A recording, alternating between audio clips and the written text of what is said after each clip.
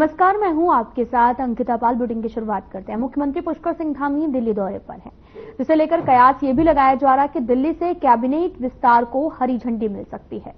साथ ही आपको ये भी बताते चले कि मुख्यमंत्री धामी बीते मंगलवार को पूर्व केंद्रीय मंत्री डॉक्टर देवेंद्र प्रधान को श्रद्धांजलि देने के लिए ओडिशा में स्थित उनके आवास पर पहुंचे थे, जिसके बाद में रात्रि प्रवास मुख्यमंत्री धामी ने दिल्ली में ही किया है और कैबिनेट में 5 मंत्री पद खाली हैं। वहीं सियासी गलियारे में धामी कैबिनेट में शामिल होने वाले नामों को लेकर कयास भी लगाए जा रहे हैं। इन नामों में मदन कौशिक, विनोद चमोली, बिशन सिंह चुफाल, खजान दास, बंशीधर भगत, मुन्ना सिंह चौहान और अरविंद पांडे का नाम शामिल है।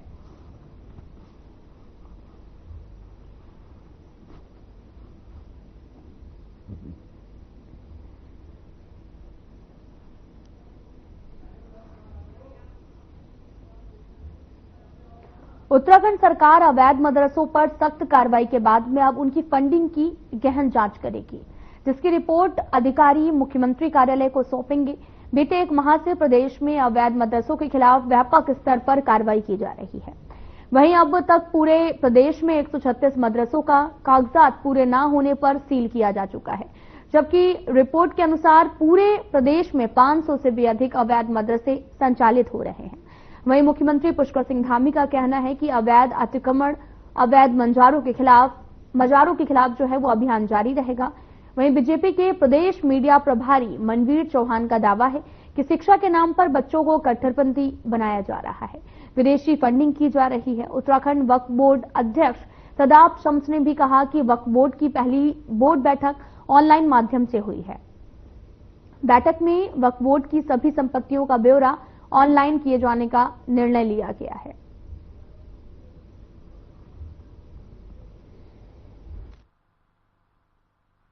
मैंने कहा कि अवैध अतिक्रमण,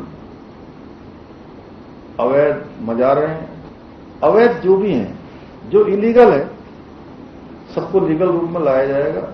और जब तक ये अतिक्रमण पूरी तरह से इंक्रोचमेंट नहीं हटाया जाएगा, नहीं हटेगा, तब तक ये अभियान जारी रहेगा।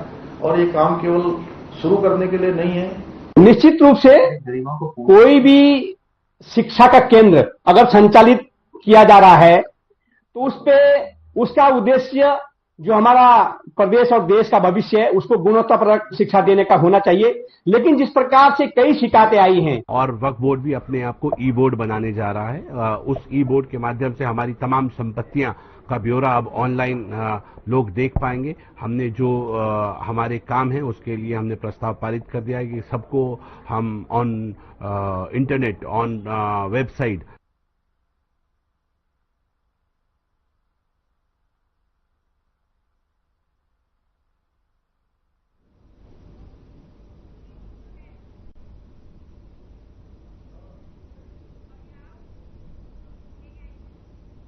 उत्तराखंड में महिला अत्याचार, महंगाई, बेरोजगारी, दुष्कर्म को लेकर महिला कांग्रेस ने मुख्यमंत्री आवास पर कूच किया है।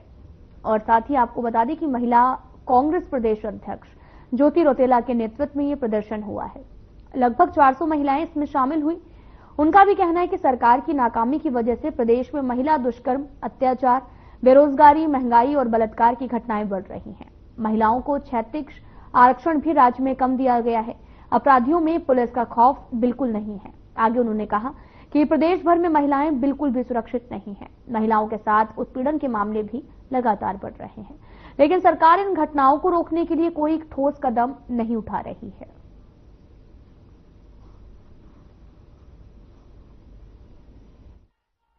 देखिए, 8 साल को भाजपा की सरकार को सत्ता में बैठे हुए इस प्रदेश के युवाओं के पास रोजगार नहीं है। बलात्कार के केसेस रोज इस प्रदेश में बढ़ते जा रहे हैं। रोज एक्सीडेंट की घटनाएं बढ़ती जा रही हैं। यूसीसी आपने लागू करा, उसका लीव इन आपने यहाँ पे उत्तराखंड जैसे देवभूमि में दे दिया।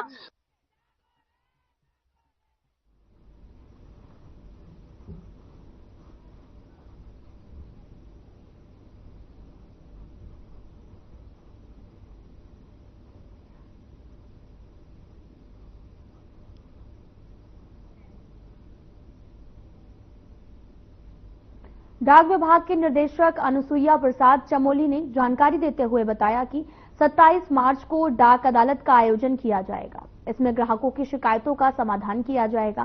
साथ ही उन्होंने ये भी बताया कि ग्राहकों की शिकायतों का समाधान, जिसमें रजिस्ट्री, पार्सल और वीपी, मनी ऑर्डर, बचत बैंक से संबंधित मामलों को लेकर दोपहर 4 बजे से त्रैमासिक डाक अदालत का आयोजन किया जाएगा। डाक अदालत का आयोजन दून मंडल समेत नैनीताल, अल्मोड़ा, चमोली, पौड़ी, पिथौरागढ़, टिहरी और परिमंडली कार्यालय में किया जाएगा। डाक विभाग जो है हर 3 महीने में एक बार डाक अदालत का आयोजन करता है। तो उसमें जनता की अगर कोई भी शिकायतें, कोई भी ग्रीवांसेज अगर डाक से संबंधित कोई हो या डाक विभाग से संबंधित कोई भी शिकायतें हों, तो उसको हम लोग इन डाक अदालतों के माध्यम से सुलटाने का प्रयास करते हैं।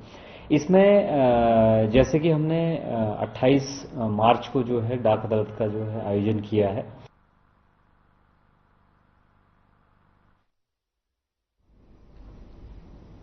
जिला मुख्यालय ऊधम सिंह नगर में उत्तराखंड कृषि उत्पादन विपणन बोर्ड समिति के अध्यक्ष अनिल कुमार डब्बू की अध्यक्षता में बोर्ड बैठक आयोजित की गई और बैठक में राज्य के कई मंडी समितियों के पदाधिकारी, कृषि विशेषज्ञ और व्यापारी संगठनों के प्रतिनिधि शामिल हुए हैं। अध्यक्ष ने बताया कि उत्तर प्रदेश के मुख्यमंत्री ने जिस तरह से कृषि मंडी समिति की जिस तरह से आय हुए दूनी की है, उसी के तहत हमारी समिति की आय कैसे दोगुनी करें, इसको लेकर भी गहन चर्चा की गई। और बैठक का भी उद्देश्य रहा कि मंडियों के आधुनिकीकरण को लेकर चर्चा हुई। बैठक में मंडी शुल्क की दरों को संतुलित करने और किसानों को सीधा लाभ पहुंचाने और सुधारात्मक कदम उठाने पर सहमति बनी है।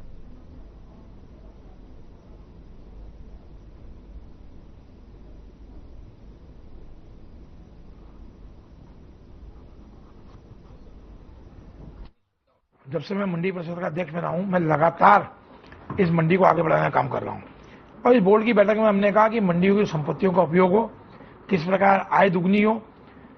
क्योंकि मैंने उत्तर प्रदेश में योगी जी वहां के अध्यक्ष हैं, उनकी जब सूचना मंगाई तो पता लगा 612 करोड़ की मंडी एक साल में 1500 करोड़ में ले गए।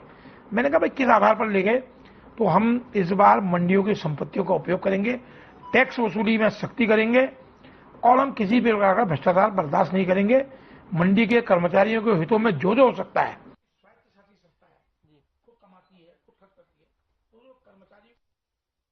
किसानों की आर्थिक स्थिति मजबूत करने के लिए प्रदेश सरकार कई तरह की योजनाएं चला रही है और इसी के तहत मैं आपको यह भी बता दें कि रेशम विभाग और साथ ही रेशम उत्पादन को बढ़ावा देने के लिए रेशम कीट पालन का योजना जो है वो तैयार की गई है और जिसके तहत में कुमायूं मंडल के 2933 काश्तकार रेशम कीट उत्पादन के माध्यम से अपनी आर्थिक स्थिति को मजबूत कर रहे हैं। इस समय रेशम उत्पादन का अनुकूल मौसम है। ऐसे में रेशम विभाग इन दिनों बसंत ऋतु के दौरान तैयार होने वाले रेशम उत्पादकों के लिए कीट तैयार करने में जुटा हुआ है, जहां पर काश्तकारों को वितरित भी कर रहा है। उप निदेशक रेशम विभाग हेमचंद ने बताया कि कुमायूं मंडल के काश्तकारों को परंपरागत खेती के साथ साथ रेशम कीट पालन के माध्यम से आर्थिक स्थिति मजबूत कराई जा रही है।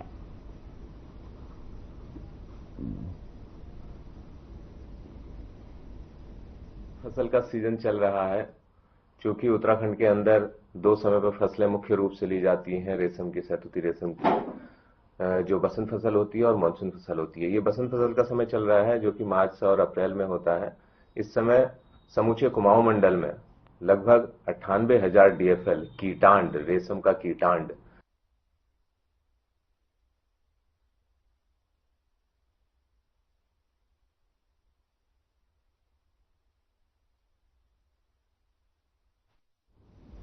उत्तराखंड में धामी सरकार अवैध मदरसों के खिलाफ कार्रवाई कर रही है। अभी तक 136 मदरसे जांच में बिना मान्यता और रजिस्ट्रेशन के पाए जाने के बाद में सील कर दिए गए हैं।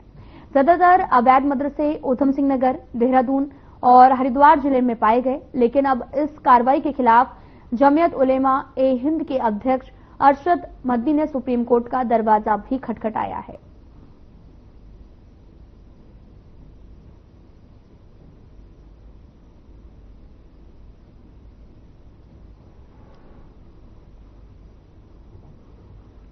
गृह मंत्रालय द्वारा अपराधों के नियंत्रण के लिए अपराधों के साक्ष्य संकलन के लिए नैनीताल जिले को एक हाईटेक मोबाइल फॉरेंसिक वैन उपलब्ध कराई गई है। अब ये वैन क्राइम सीन पर एविडेंस कलेक्ट करने के साथ ही हाईटेक सुविधाओं से लैस है, जो कि अपराधियों को सख्त सजा दिलवाने में अपनी महत्वपूर्ण भूमिका निभाएगी।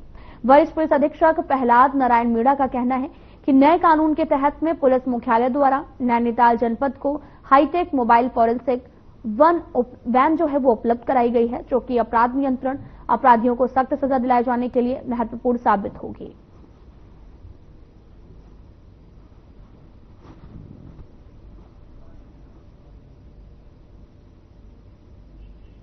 लेकिन नए कानूनों के अनुपालन के संदर्भ में बीएनएस और बीएनएसएस के अंतर्गत बहुत सारे ऐसे प्रावधान किए गए हैं जिसमें फॉरेंसिक के जो कार्य प्रणाली है उसको लेके गाइडलाइंस जारी हुई है।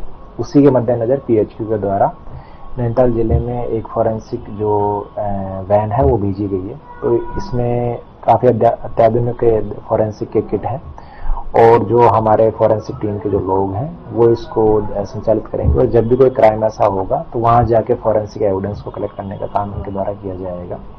तो ये जो वैन है पुलिस मुख्यालय के आदेश पर हमें प्राप्त हुई है और इनका काम जो है नए कानूनों के अनुपालन में किया जाएगा।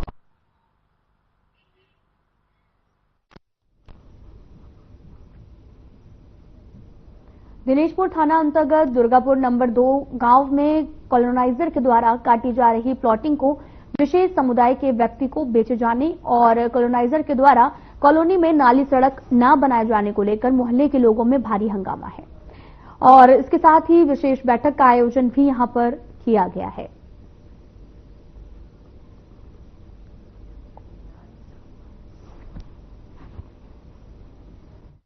हमने दादा ऐसा ना, हमारा अलग काम करने का फंड अलग है। हम जैसे जैसे डेवलपमेंट होता है उस हिसाब से हम अपना करते हैं, क्योंकि खाली ट्रैक्टर ले जाने के लिए, खाली खेत के लिए तो रोड हम बनाएंगे नहीं ना, क्योंकि रोड एक ही बार बनता है, रोड बार बार तो बनता नहीं है। अब जैसे जैसे आबादी बैठती है उस हिसाब से उतना काम करते रहते हैं। लेकिन फिलहाल एक जो यहाँ लोग जो है यहाँ जो मोमडन का यहाँ मुद्दा है, पर हमारा ऐसा है, हमने किसी ना तो मोमडन को प्लॉट दिया है, हम खुद एक प्योर हिंदू हैं। हमारी ये प्रॉब्लम सुलझाओ, हमारे इधर कोई मोमडन नहीं घुसना चाहिए, ओके। और फिर हमारी रोड की प्रॉब्लम, हम 15 साल से ऐसी झेल रहे हैं, हमें बहुत दिक्कत हो रही है। छोटे बच्चे 7 पीढ़ी हमारे अंदर आते हैं, हमें बहुत प्रॉब्लम है। हम डीलर से बोल रहे हैं कि रोड बनाओ, ये रोड हमें टालते चाहते हैं, हमारी रोड चाहिए और हम चाहते हैं कि हमारी कॉलोनी में कोई भी मोमडन नहीं घुसना चाहिए, उन्हें अलाउड है ही नहीं इधर। क्या यहाँ पे आया था कोई मुसलमान? ये घर बना रखे हैं, ये मोमडन ही ले रहे हैं ना, ये दिक्कत है, ये इसीलिए हमने मीटिंग बिठा रखी है। हमें बहुत दिक्कत होती है, हमारे उसमें मोमडन कोई नहीं आना चाहिए।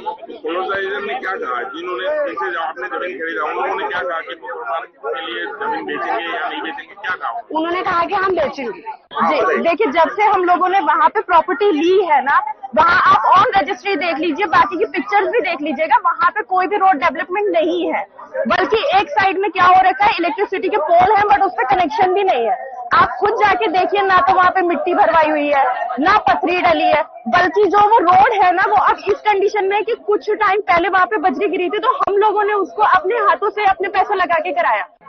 ये हमारा जो है ग्राम सभा श्रीरामपुर की वार्ड नंबर 11 में रह रहे पर्वतीय क्षेत्र से आए हुए लोग, बंगाली समाज के लोग एवं पंजाबी समाज के लोग, ये तीनों रहते हैं।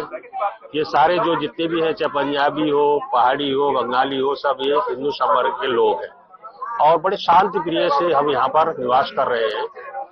हम लोग ये नहीं चाहते हैं कि हमारे इस हिंदू परिवारों के बीच में गैर मुस्लिम यानी मुस्लिम समुदाय का कोई भी व्यक्ति निवास करने के लिए यहाँ आए। यहाँ गांव वालों को बुलाया इसलिए गया है, यहाँ से 3-4 दिन पहले हमारे हेम भाई प्रॉपर्टी डीलर का काम करते, इन्होंने कोई बरेली वालों को बेचा था। वो बरेली वालों ने यहाँ कोई 2-3 मोमडन लोगों को यहाँ लेके आए, तो हमें जब ये गांव वालों ने सूचना किया तो हमने हेम भाई से संपर्क किया कि देखो यहाँ पे हमारे श्रीरामपुर के अंदर कोई मोमडन लोग नहीं आना चाहिए।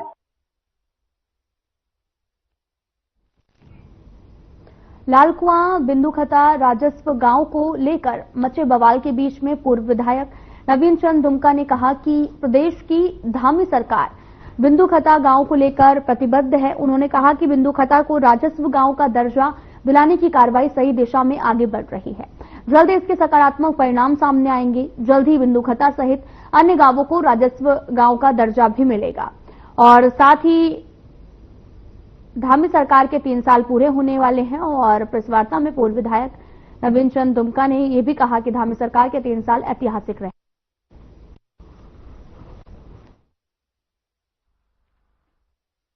देखिए, बिंदुखत्ता जो क्षेत्र है वहां के लोगों की भावनाएं राजस्व गांव के साथ बहुत गहराई से जुड़ी हुई हैं। मैं अपने 5 साल के कार्यकाल में अपने स्तर से प्रयास करने के बाद इस मांग को पूरी नहीं कर सका, लेकिन वर्तमान में जो लोग कर रहे हैं उनको हमारी शुभकामनाएं हैं।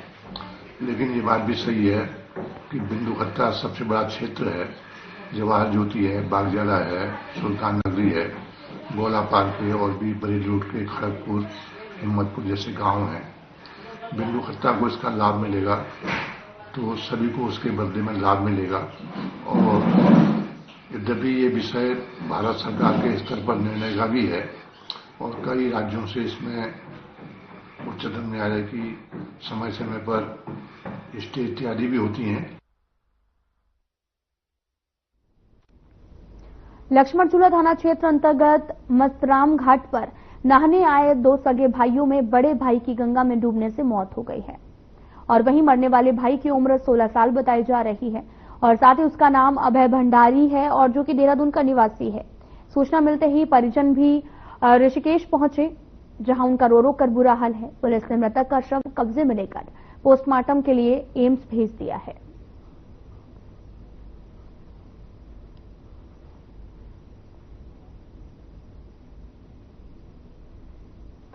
सरकार के 3 साल पूरे होने के उपलक्ष्य में मंडल मुख्यालय पौड़ी के कंडोलिया पार्क में पर्यटन विभाग और खेल विभाग की ओर से साइकिलिंग क्रॉस कंट्री दौड़ आयोजन किया गया, जिसमें मुख्य अतिथि के रूप में स्थानीय विधायक राजकुमार पोरी मुख्य विकास अधिकारी पहुंचे। विधायक ने कहा कि सरकार के सफल 3 साल के कार्यकाल के उपलक्ष्य में पूरे प्रदेश भर में कई आयोजन किए जा रहे हैं। उन्होंने कहा कि इन आयोजनों का मकसद है कि खेल भावनाओं को युवाओं के अंदर विकसित किया जाए। जो कि यहाँ पर प्रथम स्थान। मेरा नाम मीनाक्षी नेगी है और मैं पौड़ी गढ़वाल की हूँ। गांव मेरा थली गांव पड़ता है और मेरा जो पहले 31 दिसंबर को जो मेरा लखनऊ में कंपटीशन हुआ था उसमें मेरा 3rd प्लेस था, जिसमें मुझे 51,000 मिले थे। वो 42 किलोमीटर किया था मैंने, 2 घंटा 58 मिनट में पूरा किया था। उसके बाद जो गुजरात में हुआ, गुजरात में मेरा 85,000 मुझे मिले, जिसमें मेरा 2nd प्लेस था। और इसके बाद परसों ही मेरा कंपटीशन हुआ देहरादून में, जिसमें मेरा 2nd प्लेस था। और जो बोला गया है कि चमोली की लड़की हूँ, मैं चमोली की लड़की नहीं हूँ, पौड़ी गढ़वाल की लड़की हूँ। और यहाँ भी मेरा आज 1st प्लेस रहा है। पहले तो ऐसे होता था कि गांव में लड़की को भागने नहीं दिया जाता था, पर मेरी फैमिली ने, मेरे पीटीआई मैम थी, मैं जीआईसी स्कूल से पढ़ी हूँ, तो मेरी पीटीआई मैम थी मालिनी मैम, उनने मुझे सपोर्ट किया कि तू रनिंग कर ले, तेरा फुटबॉल में कुछ नहीं हो सकता तो तू रनिंग में आ जा। तब जाके रुपेश यादव सर मेरे जो कोच है उनने मुझे सपोर्ट किया और इसलिए मैं थोड़ा उनके कहने से थोड़ा बड़ी हूँ। पहले तो जो मेरा मेन गेम था वो था मेरा फुटबॉल, जिसमें टीम न हो बनने के कारण इसलिए मैंने टीम गेम छोड़ दिया। उसके बाद मैं एथलेटिक्स में आई और इसी से मैं आगे बढ़ना चाहती हूँ। मतलब मेरा ये है कि जितना आगे हो सके उतना खेलना चाहती हूँ। जो कार्यक्रम है स्पोर्ट्स से जुड़ा हुआ, साइकिलिंग है, दौड़ है और इसके बाद थोड़ी देर में फुटबॉल भी शुरू होने वाला है। ये सारे कार्यक्रम जो है प्रदेश के 3 साल पूरे होने के अवसर पर उपलक्ष्य में इनका आयोजन किया जा रहा है और ये वास्तव में बच्चों के लिए एक बहुत बड़ा प्लेटफॉर्म है कि नए बच्चे में इसमें प्रतिभाग करते हैं, पुरानों के साथ भी उनको मिलने का सौभाग्य मिलता है। तो ये अच्छा कार्यक्रम है। इसी तरह के कार्यक्रम निश्चित रूप से होने चाहिए ताकि बच्चों को खेल में इंटरेस्ट हो और बच्चों को प्रतिभाग करने का अवसर। आपको विदित है कि सरकार के 3 साल 23 मार्च को पूरा हुए हैं और उसी उपलक्ष्य में हम लोग अपने जनपद में 22 मार्च से लेके 30 मार्च तक डिफरेंट स्थानों पे अलग अलग कार्यक्रम हम लोग कर रहे हैं। और इसमें हमारा 23 मार्च को रामलीला ग्राउंड में मुख्य कार्यक्रम था इसके अलावा हम लोग जो छह विधानसभाएं हमारी यहाँ पे है पौड़ी जनपद में, उसमें हम सभी विधानसभाओं में बड़े वृहद स्तर पर कार्यक्रम आयोजित कर रहे हैं। और इसी क्रम में आज यहाँ पे हम लोग पौड़ी में खेल गतिविधियों के कार्यक्रम कर रहे हैं। इसमें हमने यहाँ पे विभिन्न श्रेणी के बच्चों की दौड़ प्रतियोगिताएं कराई हैं और साथ में हमने यहाँ पे एक माउंटेन बाइकिंग की प्रतियोगिता भी हम लोग यहाँ पे करा रहे हैं। इसके बाद हमारे यहाँ पे फुटबॉल प्रतियोगिता भी। इसके अलावा हमने खेल के संबंध में 23 तारीख को कोटद्वार में भी हमने वहाँ पे डिफरेंट आयु वर्ग के लोगों को रन कराया था। तो इसी क्रम में ये सब प्रतियोगिताएं हो रही है और इसके अलावा ब्लॉक स्तर पर भी डिफरेंट कार्यक्रम हम लोग कर रहे हैं। और मेरा हमेशा से रहा है कि जनपद की बेटियों को ही आगे आना चाहिए, इनका परचम हर जगह मिलना चाहिए। और पौड़ी में तो खासकर एथलीट का बहुत बड़ा एडवांटेज है उनको, और मैं ये सबसे मेरा रिक्वेस्ट है कि आप ज़्यादा से ज़्यादा बढ़कर इस सुविधा का उपयोग करें, इससे यहाँ पे एथलीट को बढ़ावा दें। और आपके लिए यही चीज़ें जो ग्राउंड बना हुआ है वो आप पूरे जनपद वासियों के लिए है, आप आइए और इस सुविधा का उपयोग करिए। जी, हमारे पौड़ी में जो हमारे जनपद के हैं वही 150 से 200 बच्चे यहाँ पे प्रतिभा कर रहे हैं, और बाहर से अगर हम बात करें तो 500 से 600 बच्चे बाहर से आ जाते हैं। साथ ही मैं ये बताना चाहूँगा कि हमारे जनपद के बच्चों के लिए उदयमान और प्रोत्साहन की योजनाएं हमारे सरकार द्वारा रखी गई हैं, जिसमें कि 8 साल से लेकर 14 साल के बच्चों को 1500 रुपये का प्रोत्साहन दिया जाता है, और 14 साल से लेकर 23 साल तक के बच्चों को 2000 रुपये प्रति माह के हिसाब से दिया जाता है। तो इसमें हमारे जनपद को खेलों के लिए बढ़ावा देने के लिए सरकार भी बहुत इसके ऊपर जोर दे रही है। और मुझे बहुत अच्छा लग रहा है कि सरकार हमें इतने सारे बढ़ावा दे रही है स्पोर्ट्स के लेके। और पहले रांची फील्ड थोड़ा वैसे अच्छा नहीं था, पर अब सरकार ने उसको अच्छा बना दिया है और बहुत अच्छा लग रहा है। सर, मैं फुटबॉल खेलना चाहती हूँ और मैं 12 साल की हूँ, क्योंकि फुटबॉल मुझे बहुत अच्छा लगता है और फुटबॉल में रनिंग वगैरह सब भी हो जाती है। तो इसलिए सर, क्योंकि फुटबॉल मुझे पहले से ही पसंद था। तो हमारी छोटी बहन है मीनाक्षी नेगी, और ये थली गांव की रहने वाली है, और हमारी जूनियर भी थी कॉलेज में। और पहले से ही हम इसे मतलब फर्स्ट डे से जब कॉलेज में आई थी तो जैसे उन्होंने बताया कि पहले वो फुटबॉल की तरफ रुचि थी, मगर धीरे धीरे जब उन्हें लगा कि हमारी टीम या जो गर्ल्स ही थी उस स्पोर्ट को सपोर्ट नहीं कर रही है, तो उन्होंने अपना जो है मैराथन की तरफ डाला है। और यहाँ पे हमारा रांची का जो इतना बड़ा फील्ड बना है उसका भी हम धन्यवाद देते हैं कि रांची इतना बड़ा फील्ड बना है। और उसमें जो है ये लोग जितने भी हमारे प्रतिभागी हैं, जितने हमारी यूथ लड़कियां हों चाहे लड़के हों, सभी जो है उसमें दौड़ रहे हैं और अपनी जितनी भी एबिलिटी है, मोबिलिटी है, उसे सभी बढ़ा रहे हैं। और साथ साथ मैं सरकार का भी धन्यवाद देना चाहूंगा कि वो समय समय पे इस प्रकार के कार्यक्रम कराते रहते हैं, चाहे वो नेहरू केंद्र के हो, चाहे खेल विभाग के हो, चाहे युवा कल्याण हो, वो जो है यूथ को आगे बढ़ाते रहते हैं। और अब तो मैंने ये भी सुना है, मैं पौड़ी के ही रांची फील्ड में पिछले 1 साल से प्रैक्टिस कर रही हूँ, और सरकार भी हमें बढ़ावा देने के लिए बहुत सारी योजनाएं लाती रहती हैं। पिछले साल भी हमने पार्टिसिपेट किया था, तो उसमें भी हमें प्रतिमाह 1500 की धनराशि प्राप्त हुई है।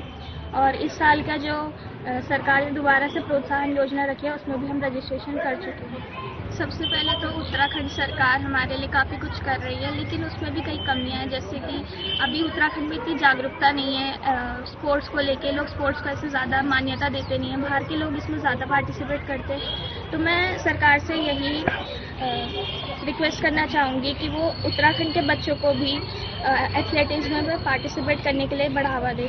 और मेरा जो पहले 31 दिसंबर को जो मेरा लखनऊ में कंपटीशन हुआ था, उसमें मेरा 3rd प्लेस था, जिसमें मुझे 51,000 मिले थे। वो 42 किलोमीटर किया था मैंने, 2 घंटा 58 मिनट में पूरा किया था। उसके बाद जो गुजरात में हुआ, गुजरात में मेरा 85,000 मुझे मिले, जिसमें मेरा 2nd प्लेस था। और इसके बाद परसों ही मेरा कंपटीशन हुआ देहरादून में, जिसमें मेरा 2nd प्लेस था।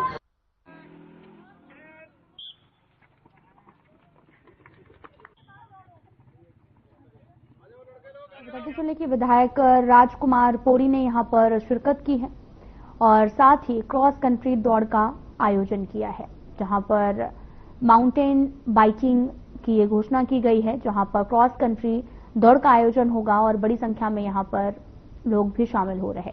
तो वहीं छात्र छात्राएं भी काफी ज्यादा उत्साहित नजर आई और साथ ही विधायक राजकुमार पोरी ने यहां पर शिरकत की और साथ ही यहां पर बच्चियों को गिफ्ट भी वितरित किए गए। और यहां पर आपको तस्वीरें भी दिखा रहे हैं जो कि बच्चों को उत्साहपूर्वक क्रॉस कंट्री दौड़ में भाग लेने के लिए प्रोत्साहित किया गया।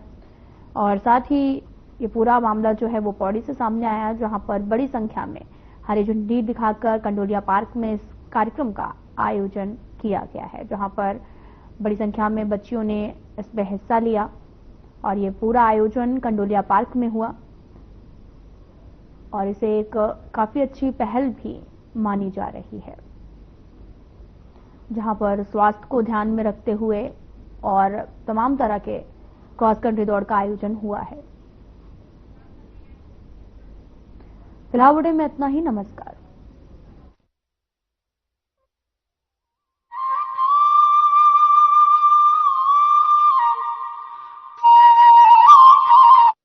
क्या